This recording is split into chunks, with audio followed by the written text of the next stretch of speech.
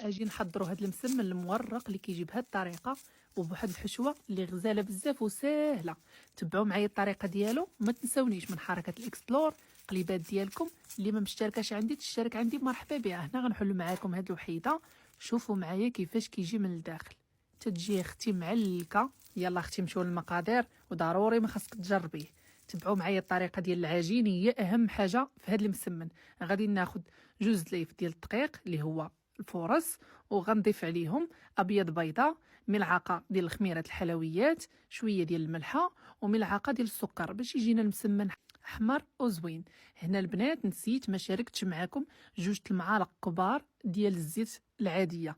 كتجي البنات مقرمشه هاد العجينه وزوينه. نجمعوا العجينه ديالنا بالماء اللي يكون بارد باش العجينه ما ترخاش لينا بزاف، ونخليوها ترتاح واحد الخمسه ديال الدقائق، ونشكلوهم كرات كيف ما كتشوفوا معايا على هاد الطريقه اللي يكونوا صغار وزوينين. من بعد ما ترتاح لينا شويه غادي نربعوهم البنات كمسمنات صغيورين مربعين. وبالنسبه للزبده البنات اللي غادي نخدموا بها هذا المسمن تكون مغليه مزيان فوق البوطه لدرجه انها يتبدل ليها اللون باش تنشف لينا مزيان من داك الحليب ولا الماء اللي كتطلق لينا الزبده. الا ما درتوش هذه الطريقه للزبده كونوا اكيدين ان المسمن ديالكم راه ما غاديش يجيكم مورق. ضروري ما تطبخوها مزيان فوق البوطه. هنا غادي نمشيو للحشوه. بالنسبه للحشوه خديت واحد الكاسونس ديال اللوز، ضفت عليه كاس ديال الكوك، شويه القرفه، واحد ملعقه ديال السنيده، وكنخلط الكل مزيان. وهنا غادي نبدا بالمربع الاول اللي صايبت اللي كيكون مرتاح.